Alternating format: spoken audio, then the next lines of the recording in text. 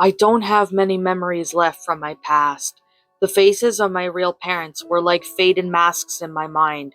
I only had the remains of my childhood, faceless names, and total darkness. At the age of 9, something had happened to my family. The trauma was so deep that it made me forget most of my life. I had shred the memory related to my best friend. He was the only one I had in my whole life. It was an image stuck in my mind, going together with laughter in the background and the melody of a music box. Among the back holes of my amnesia, I caught a glimpse of his honey-colored eyes and his dark mahogany hair. I remembered his friendly smile, but nothing else. All did the rest disappeared in the dark. So did he. The memories went back to the orphanage from where I was born. Some awesome parents, Madeline and Stephen, who gave me back the warm feeling of having a family, adopted me, a feeling which I had forgotten. They raised me in their house until the age of 15. My amnesia led me to go on examinations and psychological checkups, which year after year were slowly starting to fail. It looked like I wouldn't be able to get my memory back. This had left me distort.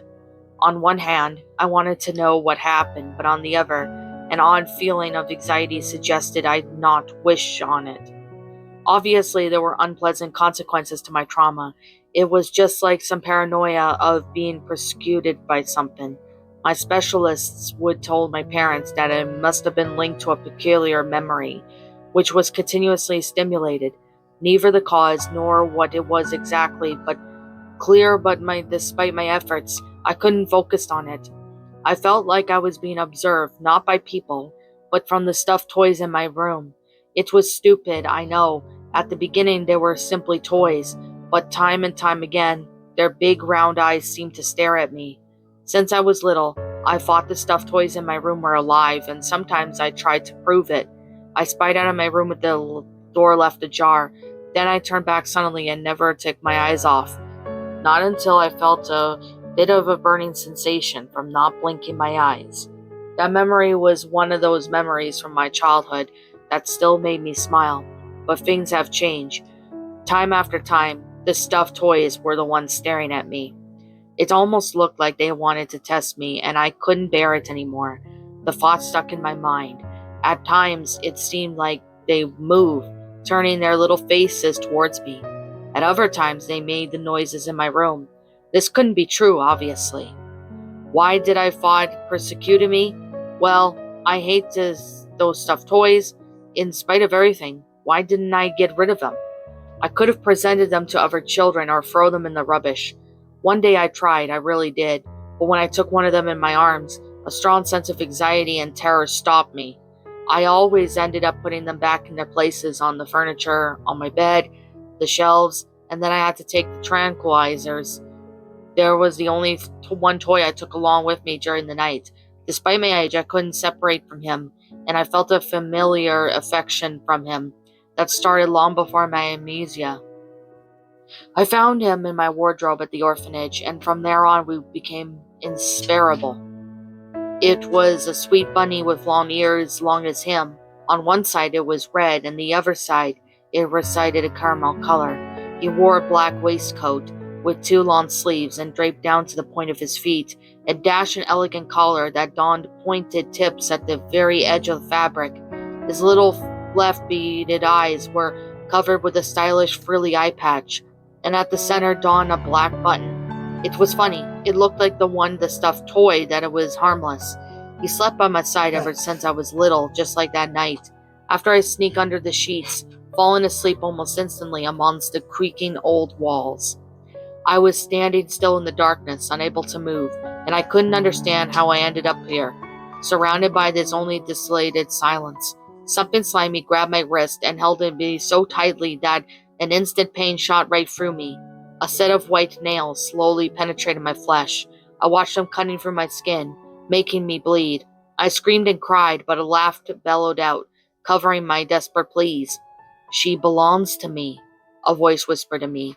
Within that dark abyss, two green sparkling eyes approached before me. They were a few inches away from my face. "You are only a hindrance to me." He laughed, amused by my pain, while he pierced the needles under my nails and into my flesh. He ruined my body with rusty tools. On the contrary, he said he was going to fix me all up. I noticed a door, the only thing I could distinguish from the darkness. My eyes blurred by the pain. I saw a glimpse of people standing, still gazing down on me. This image of that door got closer, in order to show me their vacant expression, despite the grimaces plastered on their faces. I saw that they were not real people. They were dolls, and in some way, I felt a strong sense of nausea come over me, and just staring at them, there was something about them that made me weak to the stomach, and maybe it was just extraordinary and macabre resemblance to real people. She belongs to me. With that, I woke up and my eyes wide open at the beating of my heart. It was so loud I could feel them pounding inside my throat. I couldn't breathe, so I stood up and then sat back down. I rubbed my eyes, and I realized that I was sweating. The bunny fell, landing upside down. I leaned down for him and put him back on my bed. My breathing returned to its normal breathing pace, but those images of needles, dirty blood, and those terrifying dolls remained embedded in my mind. I never had such a nightmare like that before. The feelings were so terribly real. I felt those claws making a hole in my flesh, but I was relieved that I woke up. The door squeaked. It was my mother coming in my room. As soon as she saw my exhausted face, her smile on her face faded away. "Honey, are you okay?" "Yes, I only had a nightmare. Now everything is all right." "Okay, Daisy came to visit you. I told her to wait for you in the living room." With that, I got out of bed. I was dressed poorly, and I didn't want my best friend to see me that way. While my mother closed the door, I ran over to my wardrobe and took out an ordinary dress. In the space of a few minutes, I came out of my room, neat and ready. In my haste, I was finally out of breath. "Finally!" Daisy exclaimed, smiling. I met Daisy at middle school, and ever since then we were inseparable. She was a kind and generous person. She always welcomed in our family. My parents appreciate her good manners, but what I loved about her was especially that she never asked me anything about my past. I was able to tell her about my amnesia in complete confidence. The day was nice and sunny, so we lay down in the garden, under an old tupelo tree. We talked while sheltering from the sun in the shade of the tree. I bought some colored pencils and blank sheets of paper, and we both started drawing. Daisy felt tired immediately, and she started picking up daisies and putting them in her blonde braid while she gossiped about Lucia, a girl who lived for being the center of people's attention. While my friend was talking, I listened to her and kept on drawing, without taking my eyes off the sheet of paper. "Who's that?" she asked me suddenly, noticing the drawing. It was as if I fell asleep at the exact moment. I battered my eyelids in front of the sheet of paper, and rather confused about seeing a drawing repeated several times on the same character. "I don't know." I did not have the slightest idea of who he was.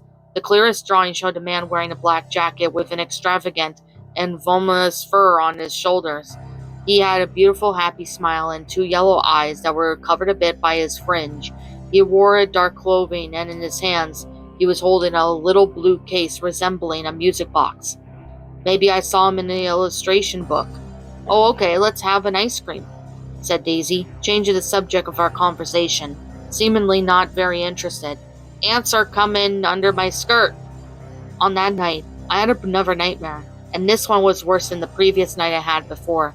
I dreamed about that dark figure again, who brutally tortured me and kept saying the same phrase all over again. "She's mine." I woke up at 2 a.m., breathing rapidly. I curled up in the feeling of the ball wall behind my back. I put my hands over my face, and I breathed in deeply.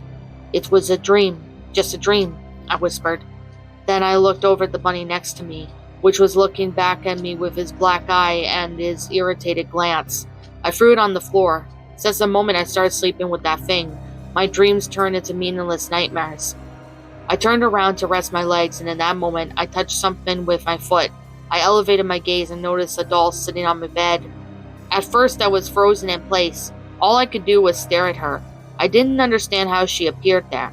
My mind didn't start thinking back to my parents, who given me a present. Perhaps I didn't have the real thing for dolls, and to tell you the truth, her presence in my room bothered me. It was a peculiar doll made of wax and unusual characteristics. She had a headdress of flowers flowing through her hair, and only a few locks caressed her cheeks. She wore an embroidered white lace dress with black ribbon tied to her waist. Her arms were unordinarily long. She had long tapering fingernails that were not even normal. What had lost my attention was the rose she put at the center of her mouth, as if supposed to silence her. I looked at her closer and scanned her under the moonlight. I touched her face and realized there was something wrong. I knelt down and tried to get a closer look at her. Then I heard something. A sort of subdued sound, like a wheeze. It was coming from the same doll. Screaming, I let her fall to the floor and stood up in horror, trembling violently, pushing myself back in the wall, screaming for my parents. Everything turned surreal. The wall next to the door enlarged, like if there was a bubble between the paint and the cement. Slowly, some cracks appeared as they increased in number. The paint fell into pieces, landing on the floor as it revealed the blue door. I hadn't had the slightest idea of what was happening. These things exist only in books or in our imagination. But in my astonishment, I felt like something was going to come out of that door. From that door, I see the same black hands that I witnessed in my nightmares. "Aren't you happy about Daisy coming to visit you, are you?" said the monster, standing on the threshold of the door. I didn't like her either, you know. She screamed a lot. "Daisy? What did she do with it?" I looked around confused, looking for the presence of my friend that obviously wasn't there anymore. At the end, my eyes washed over the doll. That blonde hair and that face of matte wax looked strangely familiar. I held my breath. A nightmare. It must have been another nightmare. I rushed over to the doll and turned her face to my trembling hands. I put my ear over her chest and heard some sound along that horrible wheeze, the pounding of my heart. "Daisy! Daisy!" I cried desperately. It had to be a nightmare. Something like this could have not been happening. I realized that my parents were next to my room according to the sounds I heard. They must have heard me screaming, but the monster blocked the entrance. He pulled the door shut, blocking it with the same setting, deforming the wood. My parents started punching on the other side, and I didn't know what to do. It did not look like a dream. It was perfectly clear. It was more than those nightmares of darkness and torture. My heart was beating so fast that I started to feel pain from it. I felt the sweat from my forehead and the doll trembling in my hands, which I couldn't keep still. The monster stood at the entrance, not moving from there. In the half light, I could see his evil smirk, as if he was waiting for my reaction. I unbuttoned Daisy's dress, who looked imprisoned under the tons of wax, and started to dig, trying to set her free. I dug and dug and I dug, while her moans became more and more immense, until I felt something familiar wet under my nails. I looked at my hands, covered with blood. Her skin must have been mixed with wax, and the digging I did, it was not helping her at all. That thing was supposedly be Daisy was suffering. Her wheezes were blood-curdling, but her expression was that of an impassive doll. I trembled with horror. I had to repress the retch, and I finally felt my arm being grabbed. "My splendid Maggie, you have ruined your doll," exclaimed the monster with his whitish eyes, sparkle with green pale light. "You even threw Mr. Bunny on the floor, but I forgive you. You must return to the place where you belong, by my side." "Who the hell are you?" I shook book like a madman, trying to set myself free, while my parents were trying to break down the door. The expression of that creature was filled with astonishment. "I am Jason the Toy Maker," he exclaimed. "Your faithful friend, the only one you could trust." At hearing the name, something moved in my memories, like an electric shock hit through my body. My father succeeded in breaking the door down and turned on the light. When I finally saw him, his face brimmed with the bomb that had exploded, setting free my memories that were buried deep in the corners of my mind all those years. I remember the day we met for the first time, the toys that seemed bloom from his hands. I remember his friendly smile that gradually turned into a sharp and sadistic smirk. That day he showered me with exasperation. He expected me to give him more attention because of his ignorance, and he believed and he deserved everything from me. When he grew tired of me, he showed me that what he really was. He eliminated all the people that surrounded in my life. He kidnapped my friends and turning them into his toy dolls, and I was bluntly stupid for always admiring them. Rushing home was useless, because the blue door reappeared at the center of the living room. He massacred my parents. He took his revenge by taking them away from me, and almost got to me too. I managed escaping from his clutches, running as fast as I could, away from him. As far as I ran out, the smell of blood and that old decomposed flesh lingered in the air. It was you! I was possessed by anger and I started hitting him. You killed him! You!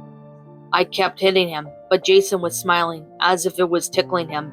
He didn't have any remorse for ruining my life. He was a possessive beast who concealed himself from my childish eyes behind an angel's face. He was able to give me everything, at the same time to terminate everything around me. He was friend fiendish. Of course it was me, my splendid creature. Mr. Bunny even showed it to you. He smiled with self-evident truth. I made for you many toys, and I can't wait to introduce you to Miranda, but you could call her Mandy if you like. Suddenly something hit his head, and it shattered into pieces. My father had a wooden club. He aimed a blow at the monster's head, but one that broke was the wood. Jason's smile turned into an infuriated scowl, and his grip increased on my wrist. He turned around when my father saw Jason's face, and he opened his eyes wide, and my mother covered her mouth to conceal her screams. My father didn't waste time, trying to set me free. The club, broken in half with that one blow to the toy maker's face, allowed him to let go of me. Together with my parents, I ran out from my room, and we quickly rushed to the entrance. My father opened the door, but instead of the garden path in front of us, there was Jason's workshop.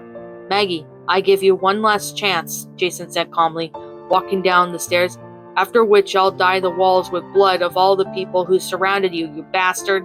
To the kitchen, quick. We ran over to the kitchen, hearing the monster's laugh following us, and once we were in, we could still see through the windows. The toy maker's little factory. Now I was desperately sure it wasn't a nightmare. That terror overwhelmed me, and Daisy's blood on my fingers were more real than anything else I ever felt. I turned around. Where's Dad? My mother grabbed a knife and got closer to me, holding tightly in her arms. Stephen! With her trembling voice, she called him, but we sighed with relief when we saw him coming into the kitchen. Hurry up before... My mom's voice blocked, just like me. She stared at my dad's pale face as he slowly walked with a fixed look on his face and his eyes wide open. Suddenly he fell to the floor, and behind him appeared Jason's frozen smile. The toy maker looked at me with crazy eyes. Dad's battery decreased. It should be recharged. Jason revealed a giant mechanical key and drove it into my father's back. Already stained with blood, he turned it with force and twisted my father's backbone. At the second turn, I shouted, covering my ears to block out the sound of the breaking bones. But I couldn't help but taking my eyes off my father's body, contorting itself like a snake. Go away, be gone, leave my child alone. My mother held me tight at her chest, as despite the terrors and tears she shed, her face resembled one of those lionesses shielding their cub. Silence, woman. It's not who I want to talk to. The furious toy maker, and at the end, he pointed his white claw at me. Come with me, my sweet friend. We will have fun together, and we'll be back at laughing like we did then. No, you're just an insane psychopath. I don't know what kind of monster you are. I really don't have an idea that you could exist at this world. But one thing is for sure, you must disappear forever from my life.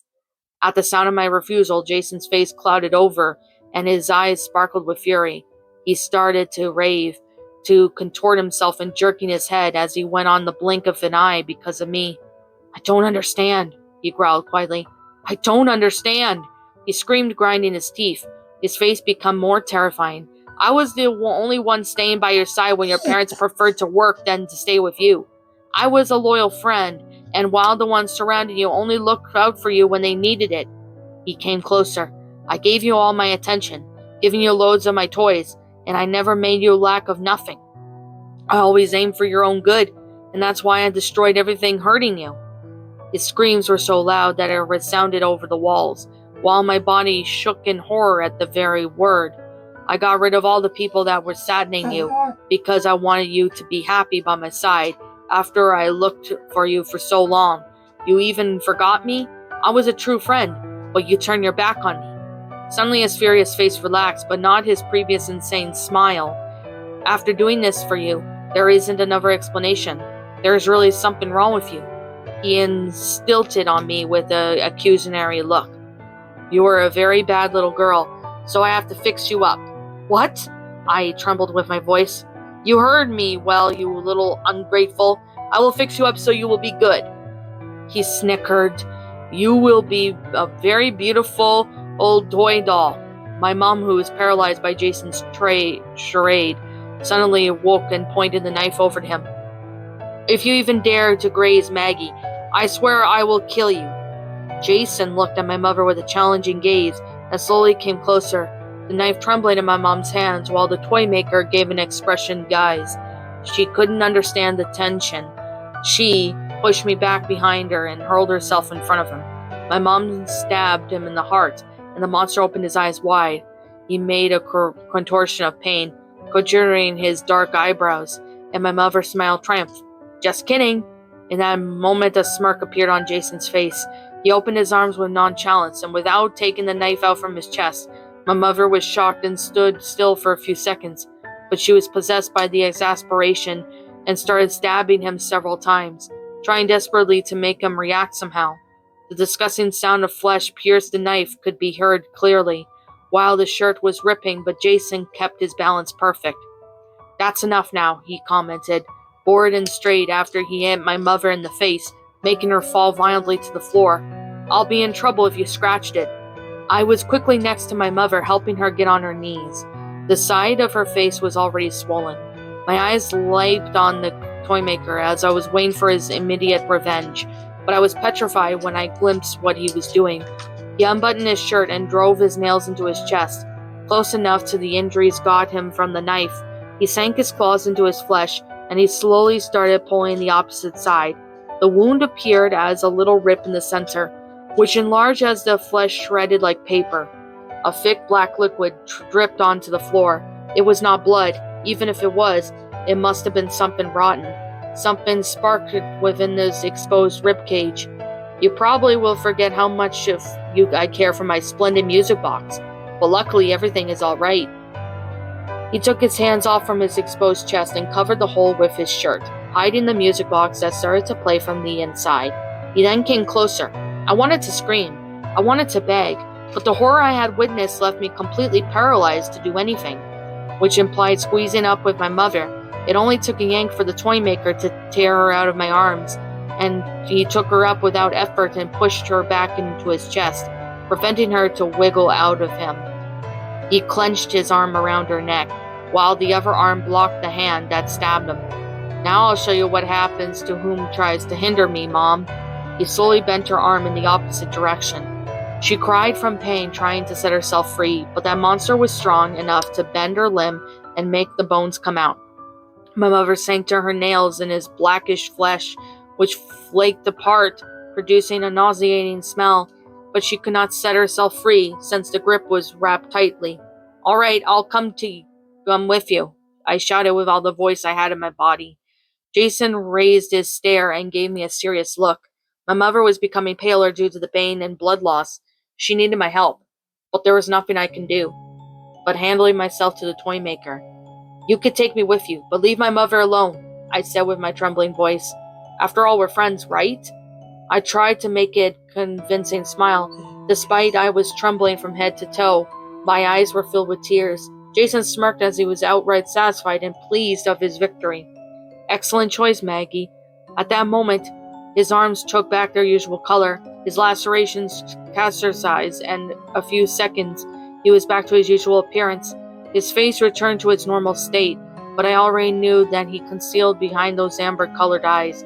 It seems like Jason accepted my surrender, but before leaving my mother, he took out his pocket little red mouse. It was unmistakably a toy, one of those winding keys. He grabbed my mother from her jaw and pushed it into her mouth. "What's wrong, Mom? Did the mouse got your tongue?" He laughed, amused, pushing her away from him. In a nick of time, I saw my mother's eyes wide and frightened, a light and then an explosion. She fell on her knees, her jaw, her nose, and her eyes beat into a bloody pulp. She fell to the ground, a stain of blood enlarged from under her body. Blood and many pieces of flesh spurted on me, but I was paralyzed in front of my mother's corpse, while Jason didn't stop laughing. "Well, why did you do that?" The toy maker's overwhelming shadows covered me and bent down to his face got closer. which was spoiled on the roof of his flesh, rode the club. Because I'm not your friend anymore, you little shit. Now I'm your creator. He then grasped me in my arm and dragged me towards him. Now, let me fix you up. What's up, my pretties? It's the Lion Queen here. I want to appreciate you all for tuning into this video, and I do appreciate you guys supporting my video by giving this video likes and stuff. If you really enjoyed this video, be sure to leave a like, comment and subscribe if you're new, ring the bell for notifications to when I upload so that way you guys will get updated for whenever I upload. If you want to follow me on Twitter or DeviantArt, feel free to leave a follow on those if you are interested in following me on those socials. If you want to support my backup channel, known as Ms. Dark Shigo, feel free to subscribe to it, as a link to that will also be in the About page section. And with that being said, and that being the case, thank you so much for watching, my pretties, and as always, please stay pretty.